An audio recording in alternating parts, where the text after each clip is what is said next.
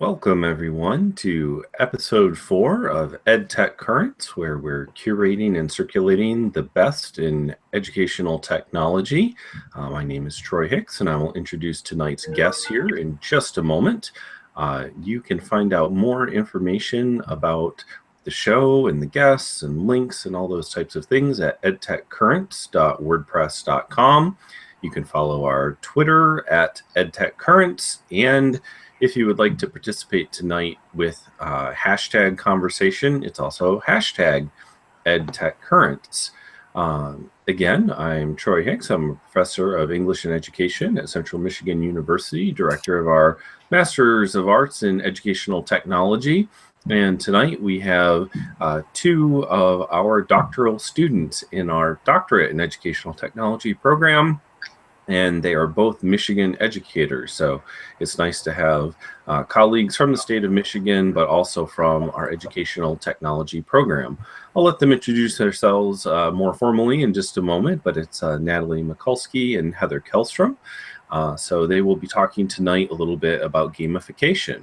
And the idea here is that they are trying to get us thinking carefully and critically about the ways in which micro-credentialing, digital badges, gamification, using games in the classroom, all these different elements come together and invite us to think about creating new kinds of learning environments, both face-to-face and online.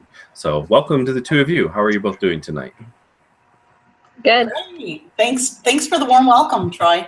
Yeah. So how about just a quick moment of saying who you are, and then we'll get some links out here to people that are watching on the YouTube live chat, and we'll also, again, put some things in the stream, hashtag EdTechCurrents on Twitter. So maybe you could each introduce yourselves real quickly, and then we'll kind of get formally started in just a moment.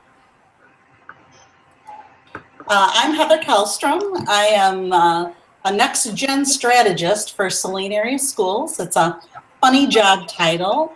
My role is to work with the K-12 instructional staff to look at new ways to teach and learn in their classroom, and then also carry those future-ready skills forward with the students. I'm known in my district as a positive deviant. That can be a good thing or a bad thing. A positive deviant is one who comes up with some pretty uncommon and unusual ways to get the job done. And in today's climate for education, it's good to have a person like that on board. Just a little side note, we do a lot of coaching with our admins in our district, and positive deviants make up about 3% of the total population. So in our district, we actually have a couple of us. So it's kind of nice to have a partner in crime as we dream up new ways to teach and learn.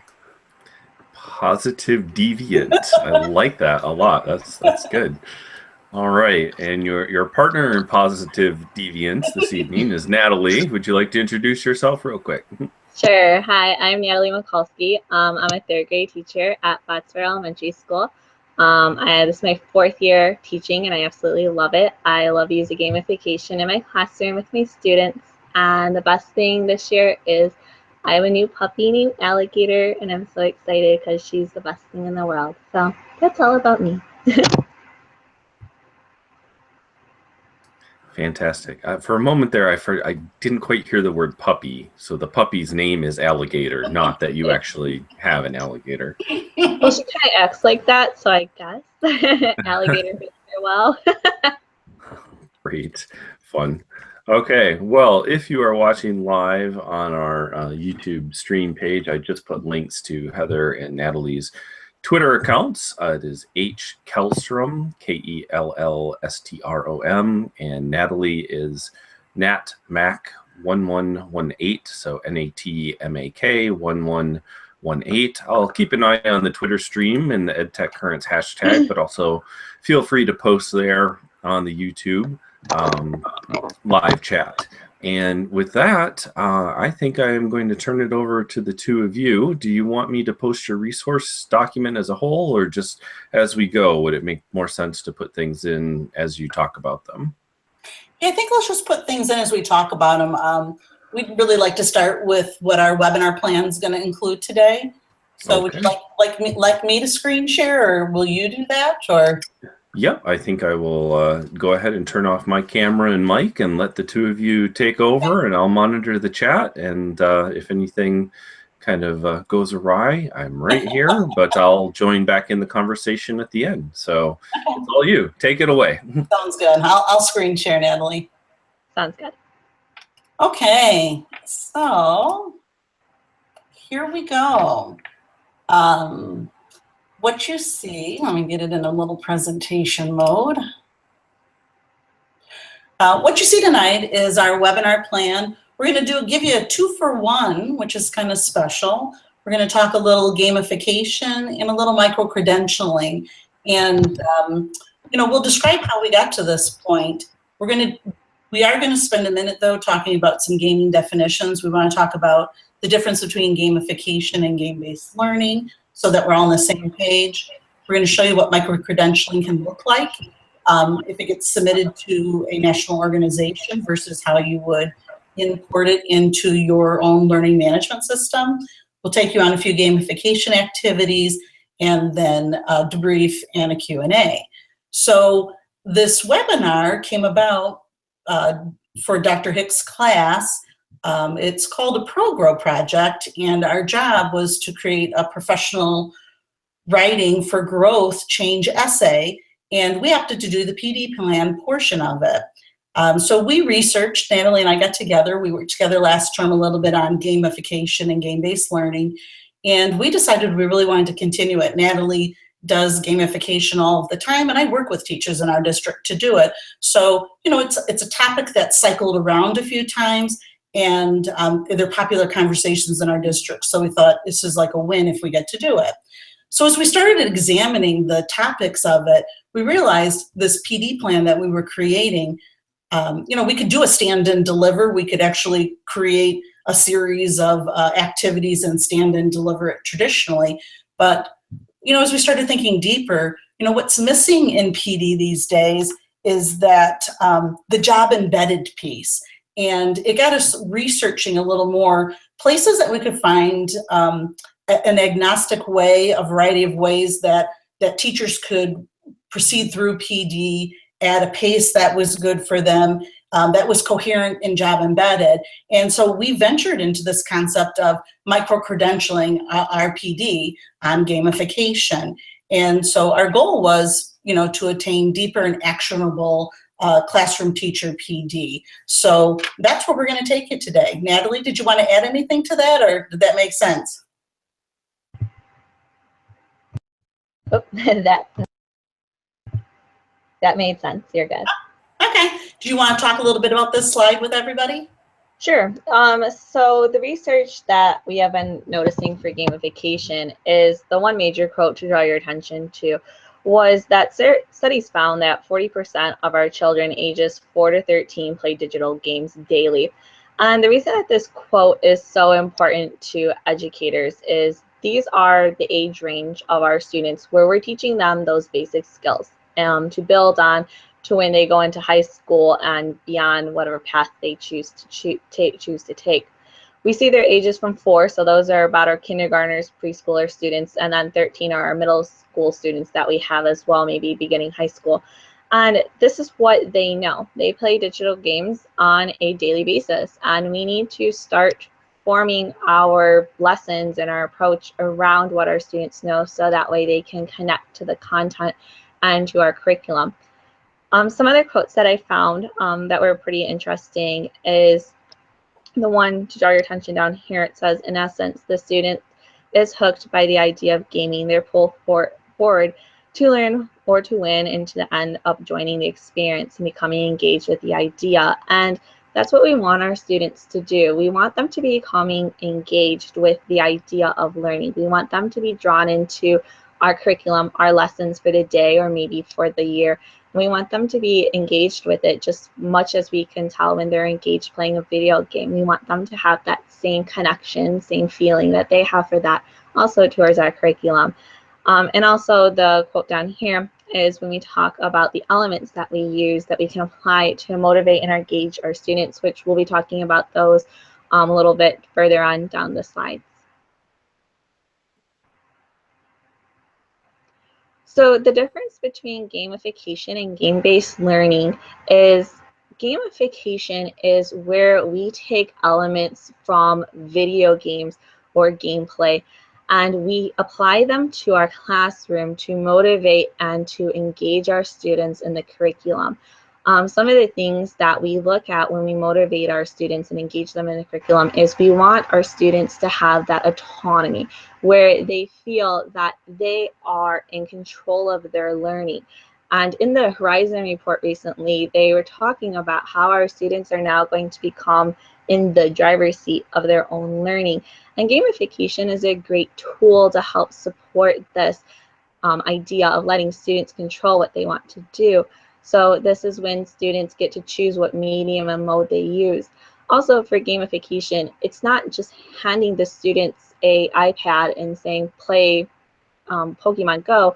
It's giving them elements from gameplay, such as we talk about self-identity theory, where students have the ability to make their own avatar to connect to the lesson. Students also have the chance to go ahead and do self-determination theory, where students have the choice to create a belonging, have some autonomy in their learning, and all these elements combined help them bring that competency of how they feel about their learning, and that's what we want them to do.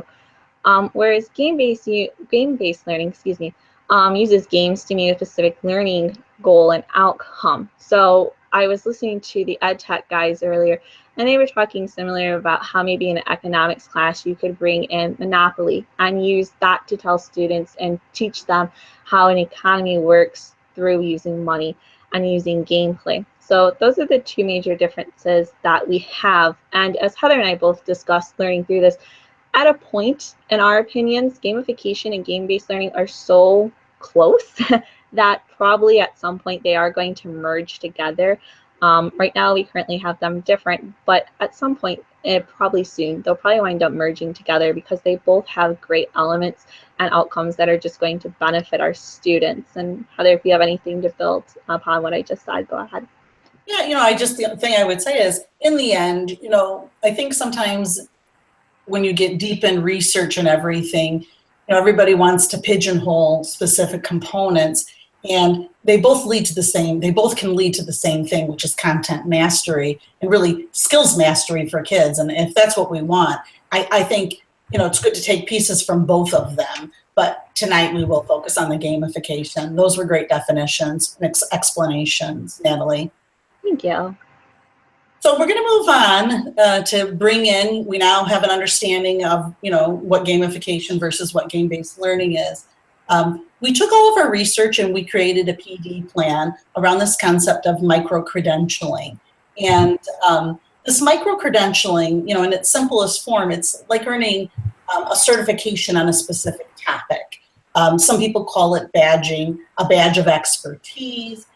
You literally are getting skilled in a subcomponent of some form of, in this instance, what we do are, pedagogical instructional strategies.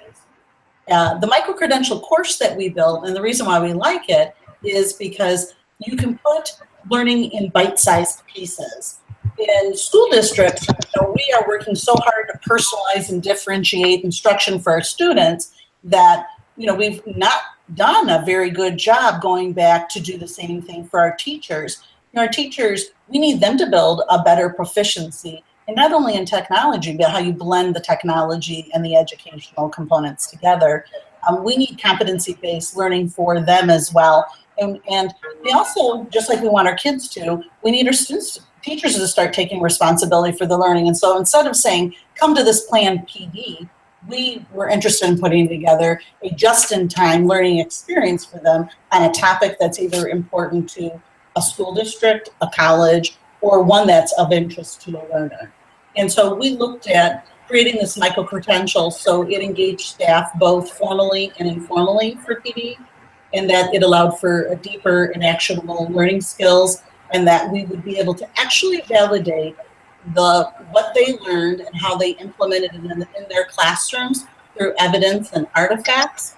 And that with micro-credentialing, you can run an in-house validation if you want to do it, or you can belong to an organization that validates.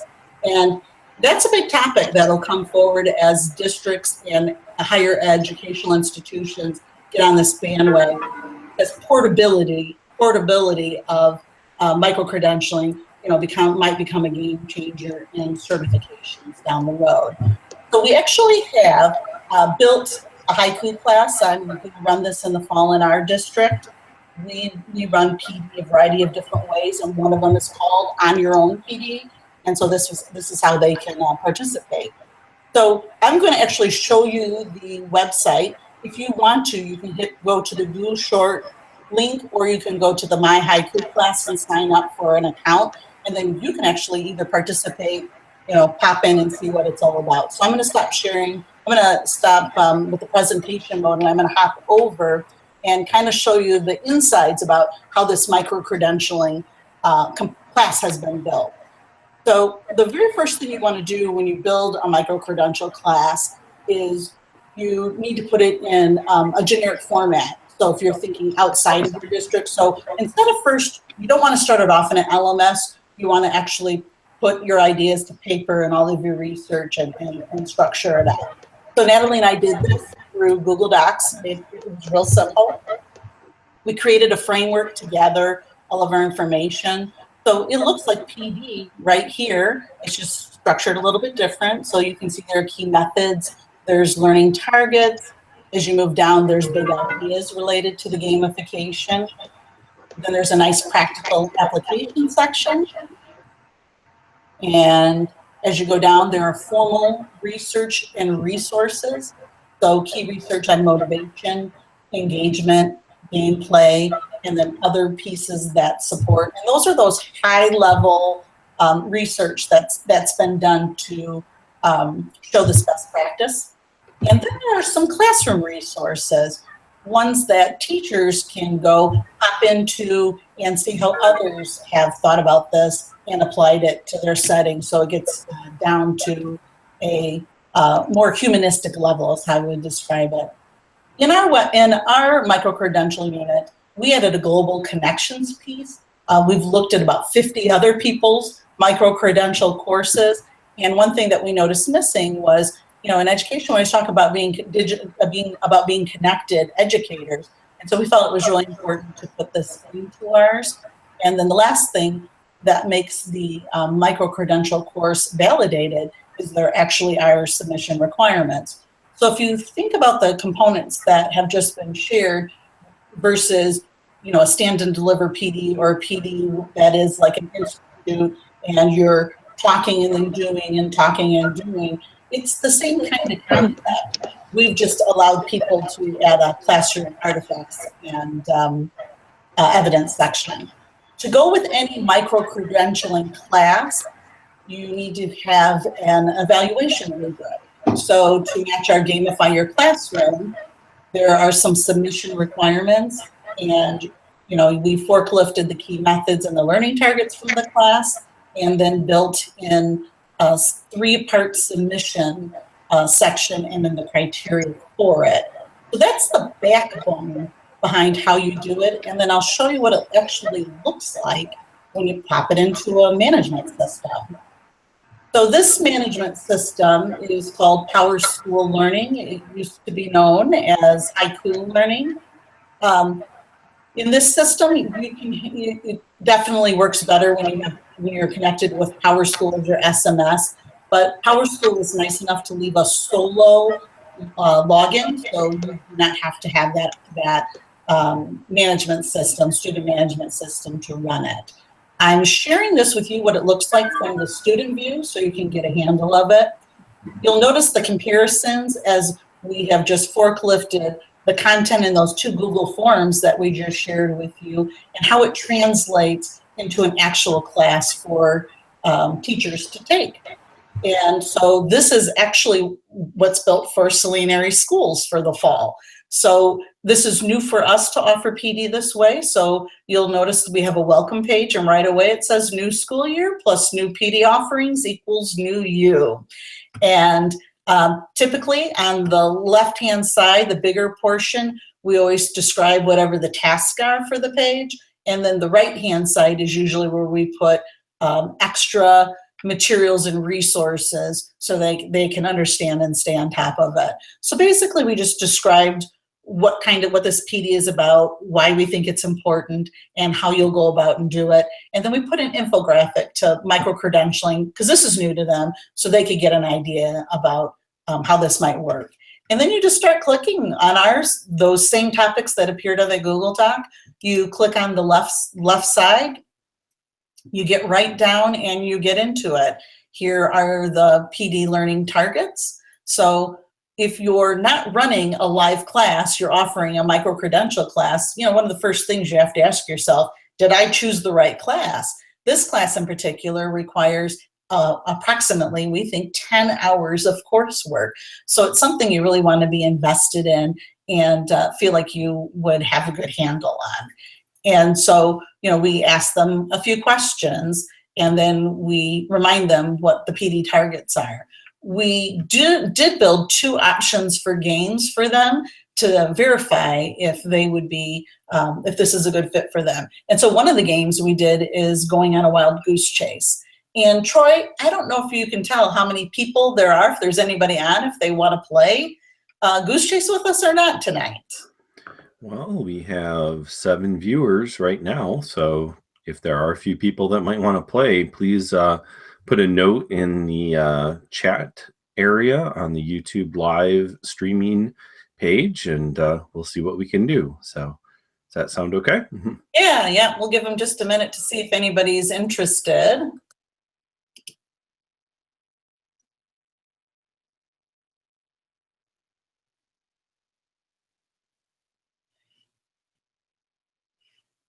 And if not, we can just walk through it real quick. So I don't see any takers to it. When you're doing micro-credentialing, you want to know up front if the time you're going to invest is good.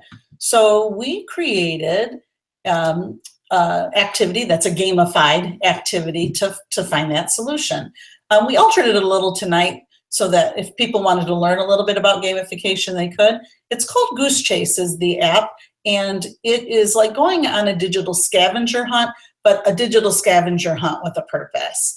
And so what you see on the screen is a game called Game On, and I'll leave it open for 7 days so people can play it afterwards if they want to. That would be fine, and I'll check in. Basically, you go on little quest or missions, which is the same thing that gamification is built on, sending you on quest-based areas, with a points, with a leaderboard, and and some links to learn about things. So since our micro-credentials about gamification, we built some quests. One was called Got Game. You need an avatar. Every good gaming person needs an avatar to be their person that they can internalize and be a part of. So one of the missions was off to do that. Another one was Badge Me. Badges are very important in the micro-credentialing system. So we were going to send people off to read an article. ISTE has a great article about exploring the role of badges in micro-credentialing, and then gave them an opportunity perhaps to make a badge. Another one, Tomato. Natalie talked about this earlier, the difference between gamification and game-based learning. There's a very interesting one out called What is Gradecraft? Natalie, did you want to talk a minute about that one? Sure. So Gradecraft is Dr. Barry Fishman's course that he uses in his classes at the University of Michigan. He is the person that inspired me to get into this. So Gradecraft is pretty much when students are applying those gamification elements into their college courses. You do have the link for the video on this, correct? Yeah, I see it right there. So yes, if you go onto the video, it'll explain more about how Gradecraft is done in a college classroom. And it's really interesting because the students actually want more work and they want to get their work done on time so they can earn more work, incredibly. So yes, it's really cool, very interesting concept. And and Dr. Hicks, you talk about, here we are, a Michigan group. They're at U of M. I was over with Dr. Kolb in her classroom reviewing some teacher portfolios the other day, and she said, Great Craft has a really nice would go along well with micro-credentialing. So we're actually looking at, as a district, to be a beta site to try to do that. And so we're interested to see how that turns out. There were a couple other opportunities in this goose chase. It's elemental. Gamification is based off of, all of these gaming theory mechanics. And, there's about 50 areas that you could work on. And so it's just impossible to do them all, but it's to take a look, and somebody actually made a periodic table of gamification, which was kind of cool. And then in the end, to micro-credential or not. So those were some activities that we thought would be really helpful for people to test out up in advance. And we wouldn't give them all 6 or 7 of them. We would really pick out 2 or 3, and that would give them a taste of, hey, is this course really a good fit for me? And then just back to the gamification course, you just continue on. It's a 10 hours of PD. You'll notice there aren't any numbers next to them. You can go in any order. In the end, you have to, make your submissions. So the submissions are listed, and the same rubric that you saw earlier is there. Along the way, you can click on the different areas, and there are reminders about how to make some global connections and things you can do. There's a link to a Padlet to gather some information from your peers, and then there are some resources. When you do a micro-credentialed class, it's really important to put a little help on here. And so this one's built for our district for the fall, but it basically asks a couple questions, and you give resolutions to it, because that gamification piece, when you're doing micro-credentialing, you're not doing face-to-face. You're on your own, and you've got to figure it out. And you may have a local cohort. You may have a group of friends from, around the world that you want to do it with, or you may be doing it by yourself. So you just have to have some outs for the people that are doing it, whether it's district-sponsored or you decide to join a university or a national organization. So that's about it for micro-credentialing. Let me put this back on, and we're going to turn over and take a look at some more research about gamification and what it looks like in the classroom from Natalie.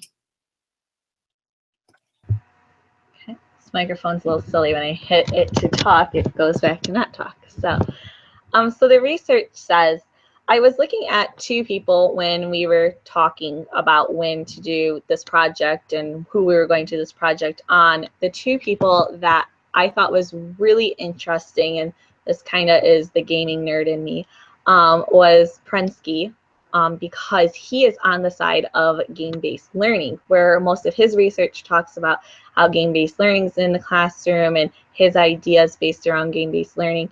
And then the other person that inspired me to do all this was Barry Fishman, and he's on the gamification side. So I thought that was really interesting to pull quotes from both of them and also read upon their research for both what they have to say for game-based learning and gamification.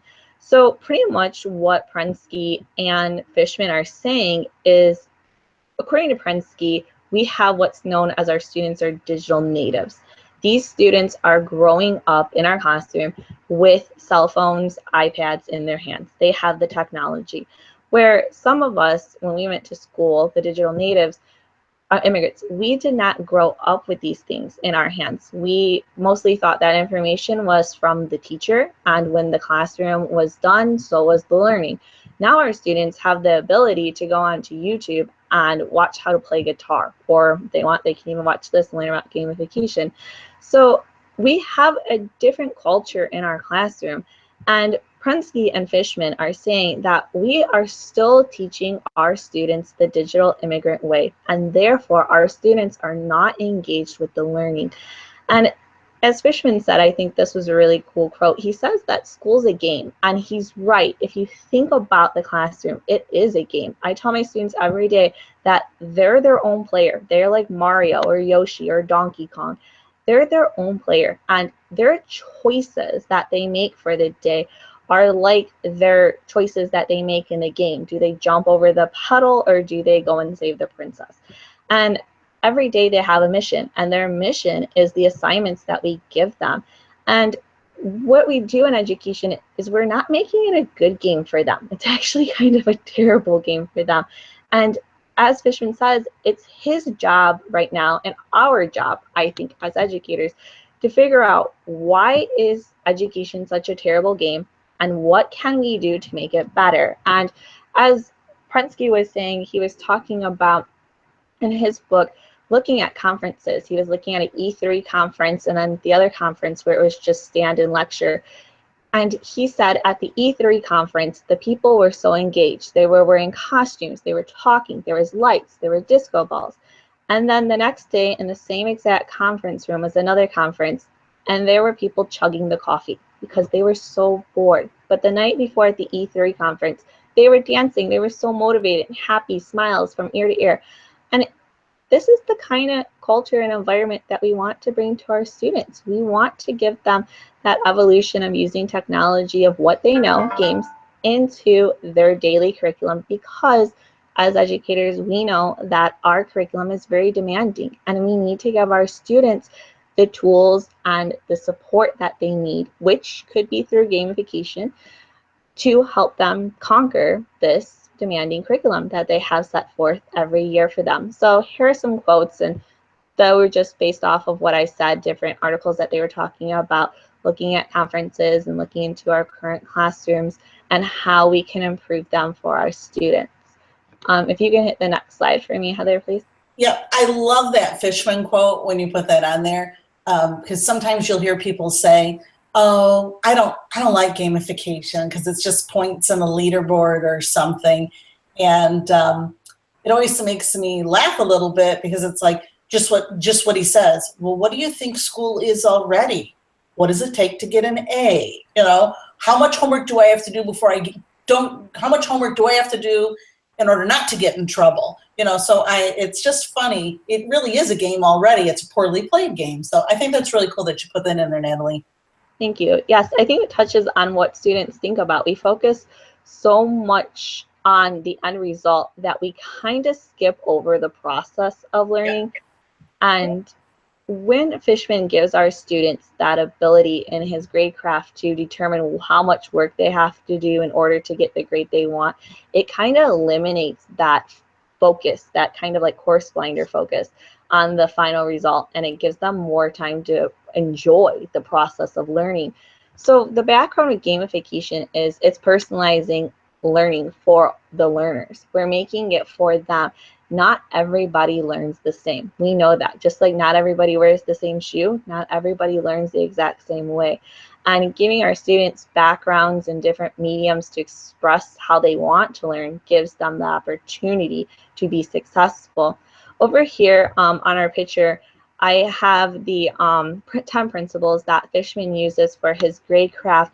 And these are the 10 principles in gamification that we need to incorporate into our classroom. Some of these are newer ones and some of these a little bit older ones. But when we make the gamification classroom, we want to make sure that we are clearly setting up our students to meet all 10 principles. And understand, in a year, you're not going to touch every principle. You might get close to it, but you're not going to master it, because making this a possibility or a reality, maybe I should say is a better word, takes time, and it takes a lot of trial and error to figure out what works best for your students, which you notice one of the things is productive failure, which I'll talk about in a second. But gamification has a lot of elements into it. As I said, self-determination theory. Goal theory is really good, where the students set goals for what they want to do and how they're going to learn. And students like to have goals. They like to have those long-term goals, and they also like to have short-term goals. And I tell my students every day in the classroom, you know, your short-term goal today may be to only conquer your first assignment in the morning. That's your short-term goal. Where maybe their long-term goal is next month, they'll be able to conquer their morning work and their spelling list work. So it's just setting the goals for what each student needs individually. Motivation is really big in gamification. Our students are motivated to play games. Think of video games. If you offer your niece, nephew, student play a game, they're going to get those puppy dog faces and be excited to play, and they're going to want to play because it's fun. It's a little place for them where they can escape reality, and they love that part. And also Maslow's hierarchy of needs also ties in nicely. Talking about the avatar, my students played a game Prodigy, and in Prodigy, the students create a little avatar and they walk around the digital world. And they also are allowed to make their own houses. They build those up from the ground, and they also have the ability to get pets. And when they get these pets, they take care of them. It gives them a sense of belonging, and it gives them a sense of love and nurture. And they love these pets that they have that follow them along on the little video game. They're so excited to show me their little hamster. And they're proud when they get to show me their house as well, because they put effort to earn their bed for their house or to earn their hamster's cage. So when we have students that can make those connections to a video game, that's important for some of them, because not every student grows up in a house where they get all their hierarchy of needs met. And gamification and video games give them that sense that maybe they're missing outside of the classroom. So in my classroom, before I started using gamification, what really made me want to do it is my homework return rate was only 20% on a daily basis. And I should say that I give homework every single day unless I'm not there or something happens. My students were terrified to try. They thought I could not raise my hand unless I knew the answer, because I could not fail. My students were so unengaged with the curriculum. I would be teaching a math lesson and all their heads would be down because they just were not engaged. They didn't want to be there. They didn't want to try because they're so afraid to get something wrong. There was a lot of misbehavior because they were not productive learners. They were just sitting there and they were just doing whatever they could think to do. We are a team classroom, and this is what I wanted to build in my class, and I wanted them to work together more. And also I noticed my students started coming in late, or they just didn't even come to school at all. So I started using more and more gamification elements more towards about December, January time. And as of late, my homework rate's 100%, and I'll show you why in a second. My students are still trying to be feeling okay to try and fail. And I'm really trying to install with them that it is okay to fail. We are all going to make mistakes. And when I make a mistake in the classroom, I tell them all the time, I said this wrong, I did this wrong. And I tell them every day that I will fail a million times before I go to bed tonight, and I will be okay. And I will be a better person tomorrow or 10 minutes later because I failed. And failure doesn't make me a bad person. It makes me a good person, and it makes me a brave person because I was willing to try. And I try that with them, and they're working on it, but it's really hard to get them over the hump of trying because I think they're so scared that something's going to happen if they fail. I see more of my students, their heads are up because we're now competing as a class. We're working together to earn points and earn rewards, and their hands are up and they're so excited to come to school. I do attendance every morning, and I'm seeing my students are there. I see some of them before the bell, they come in and they'll tell me, oh, today I'm going to be Yoshi. Look, I dressed in the color green. I'm Yoshi today. And I said, okay, you can be Yoshi today. So my students are excited to come in the classroom, and they're ready to be there. They're ready to learn, and they're ready to have fun because they know it's going to be a game. And some of them, like I said, they're dressed up as Yoshi because they're ready to be Yoshi today. That's going to help them on the math test. And if being Yoshi helps you on the math test, be Yoshi. So I'm seeing a huge improvement, and I'm really happy with my results. So in my classroom, what I am doing is I'm putting up posters around my room, and I put on my morning message to them about failing and failure. And Miss Frizzle is a show that we watch Magic School Bus daily. And I love how every time before they go on their field trip, she tells her students, take chances, make mistakes, and get dirty, because we need our students to take those chances. We need them to be brave. We need them to stand up in front of their 27 peers and make a mistake. And when they make a mistake and they realize I'm okay, and now I know I did a mistake, I'm going to learn not to do it, or I'm going to learn how to change and try again. And I like this one quote that I saw on a poster. It says, "First attempt in learning." And my students looked at why I wrote that on the board one day, and they said, "Well, what does that mean, first attempt in learning?" And I told them how when you play a video game, you don't beat it in the first 5 minutes. It's impossible. It takes time to build it up to beat the game, to be a winner. And my students realized that sometimes in the video games you lose. And the good news is you have another life and you go back to a checkpoint or you go back to the beginning of the game, but you're never penalized forever. Nobody has ever lost a video game and it's gone forever. You can never ever try again. And that's what I keep telling my students. School is like a video game. If you fail, you can always retry the assignment, retry your thinking again. And I do have to show them strategies of what they can use to retry their thinking and try what they failed again. And you know what, maybe you will fail again, but at least you're trying and that's showing me that you're learning. And that's the most important thing. So I think in school, we need to give our students more posters and we need to give them more role models of failing. I know as a teacher, I still get very red-faced and embarrassed if I fail. Maybe it's a pride thing, but I'm learning that I have to be a failure role model for my students if I want them to fail. And I want them to know that if I'm their role model, that I fail and it's okay. And I want them to feel it's okay too.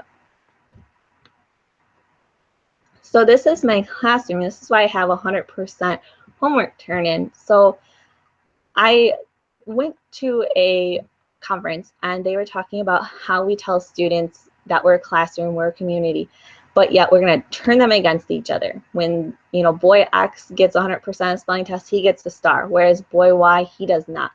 And we think that making competition is going to make boy Y want to study harder to get that star. And sometimes it does. I'm not saying it doesn't. But sometimes it doesn't work that way. And instead of pinning the students against each other, this year I started making them work together to earn things as a class.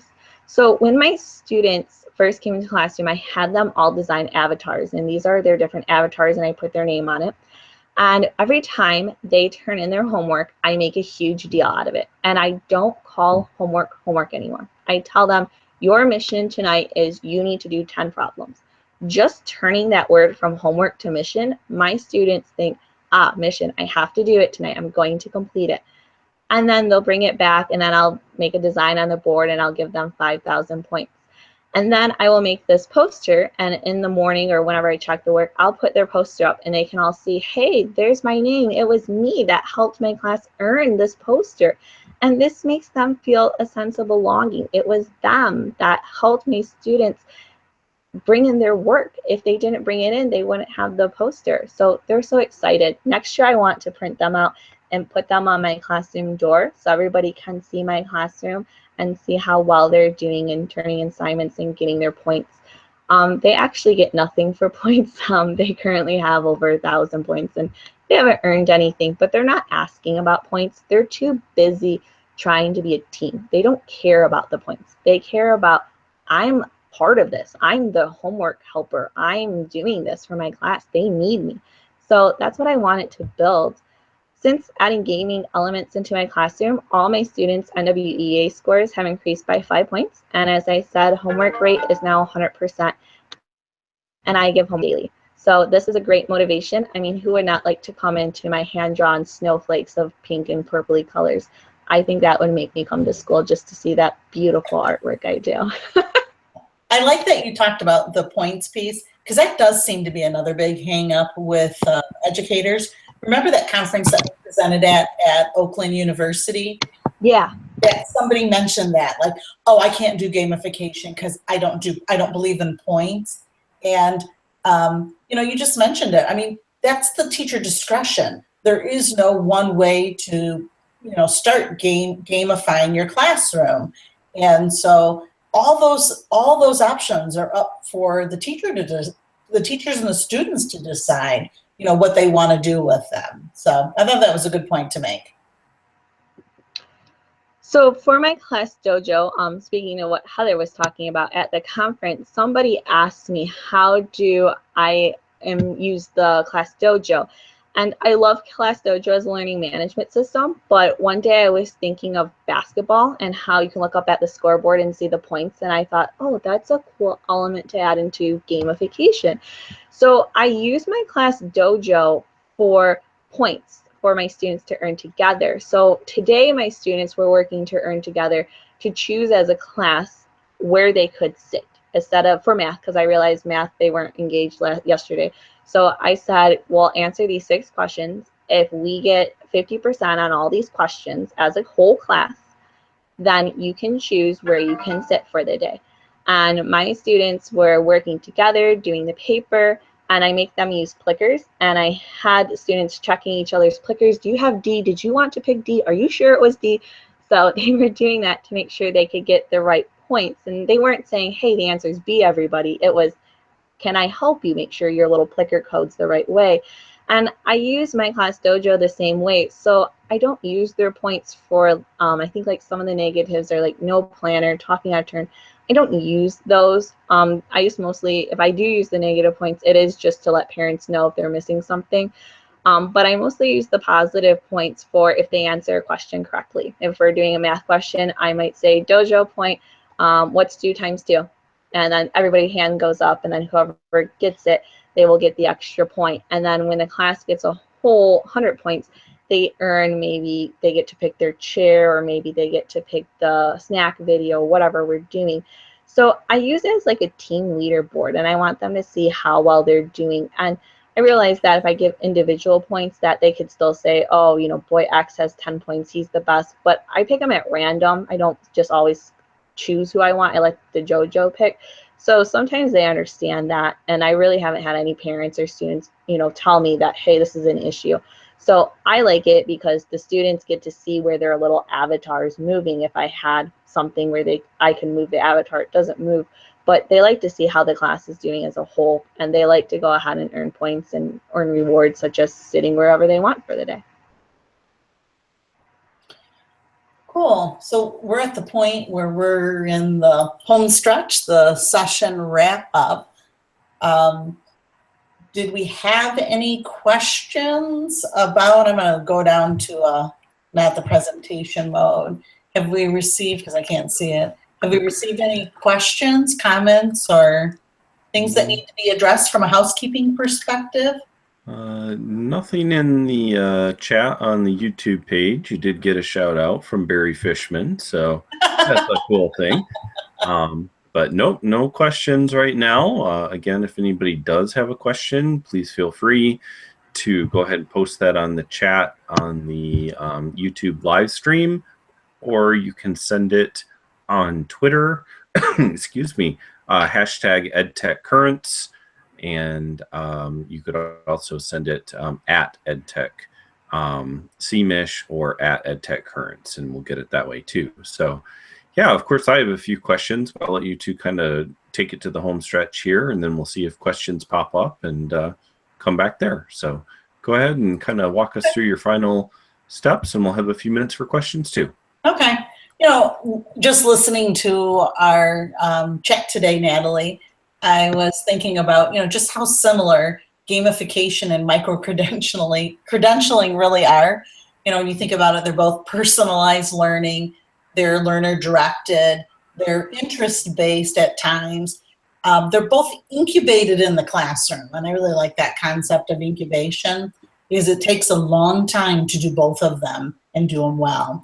And they're, you know, over this specified time period where they have to persist. They're informal, which is really nice to see at times when we can get that into, you know, some of those more formal structures of the organization and the mastery base. And so, you know, listening to our whole talk today, it's like, wow, you know, I've never really, when you get to sit back a little bit and relax and think about it, it's like, wow, they really blend together quite naturally, and both are a good thing in my opinion.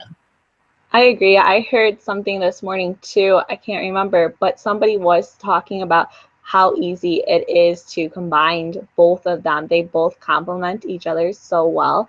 And I was thinking about that too. It's very similar to Fishman's Grade Craft, but they really go together and they mash quite nicely. So I agree with your comment. You are right. Yeah, we have, Dr. Hicks, a variety of resources that can be shared out with everybody. Natalie did a great job showing what it's like in the classroom. Micro-credentialing itself is a rather large topic. It comes, out of the digital promise. So there's a GU shortener for that people might be interested in.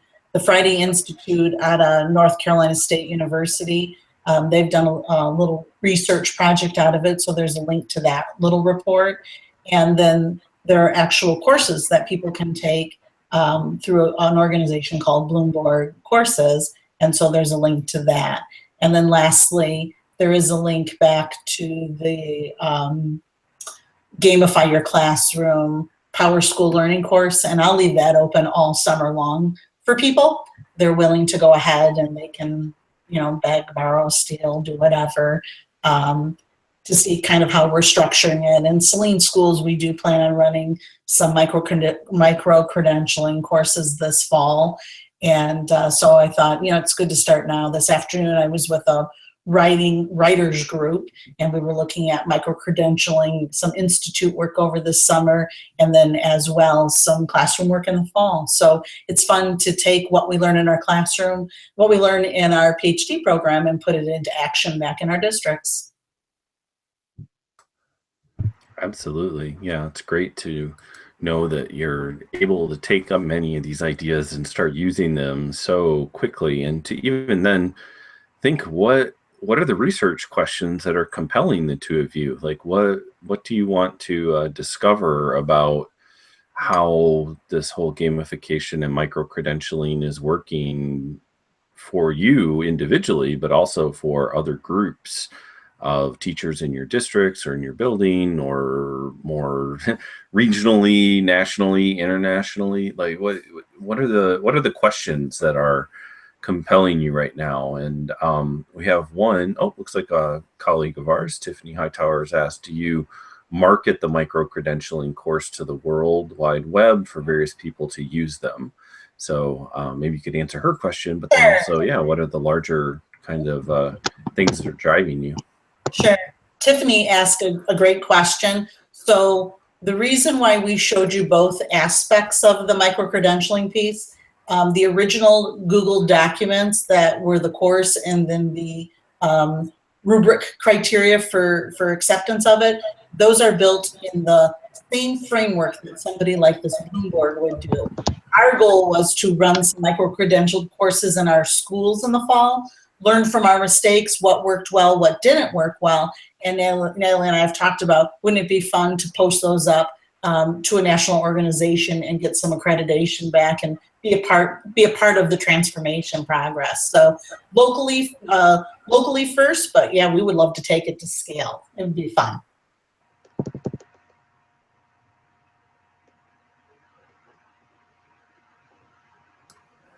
Great. And you also got some kind words here from Jingwei Liu. Love the expression of the feeling of failure, and I think talking about that idea of failing forward and what Natalie was talking about a few minutes ago, being very encouraged by that. So compliments from her. And Tiffany says, yes, I think that would be great. Another question that had come through on Twitter earlier, and I don't see that participant on our chat board here, but curious to know if you were talking about particular platforms, and you did just talk about Bloomberg and Digital Promise. Anything else you would want to say about those two platforms or other places with badges? I know we've talked briefly about like Mozilla's Open Badge Project. Anything else you would say about other platforms for micro-credentialing or badging? Well, if you're doing it just in district, you can go ahead and use your LMS. So Edmodo does badges, Schoology does badges, a variety of them all do badges. The portability piece becomes important if you're going to do it at the national level. You definitely have to have some, high quality badge system that's accepted. And so the Credulity probably is one down the road that people would respect, or you could use over and over. So you really just have to look first at what your intended purpose is. Is it for you locally to do it, as a part of a teachers union contract or professional, growth in your organization, or is it going to have a national bent? Local, your LMSs could all handle everything that you need. And if you didn't have an LMS, you really could make your own badging system. You would just want to have a system and an architecture to it, so you apply the same high levels of measures and validity, because you don't want it to make it like, sure, everybody gets a badge, everybody gets a trophy. You do want to have some, high requirements associated with it. Great. And I know we had talked about this, the three of us, on a separate conversation, but maybe you could just tell folks a little bit, how long does it take to get a micro-credential? If someone has never heard of these before and wants to jump in and get started, are there different types of micro-credentials and kinds that would take anywhere from an hour to 5 hours to 10 hours to something longer? Could you tell us just a little bit about that process, what that might look like for someone who's never done one of these before? Well, ours, we built around, in our district, we do about 10 hours of on your own PD a year. And so we figured people would want to choose a micro-credential course to do it. So we built ours to fit that 10 hours of hard work that would go into it.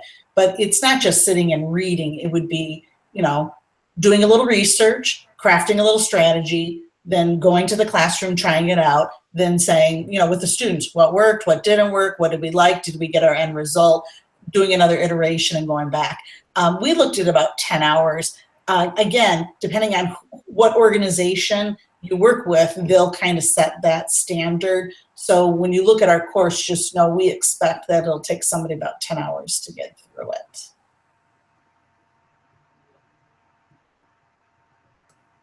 Great. And so we are kind of closing in at the top of the hour here. So about a minute or so each. Final words, thoughts, ideas, questions, things that you're thinking about related to all of this, or that you would like viewers to keep in mind.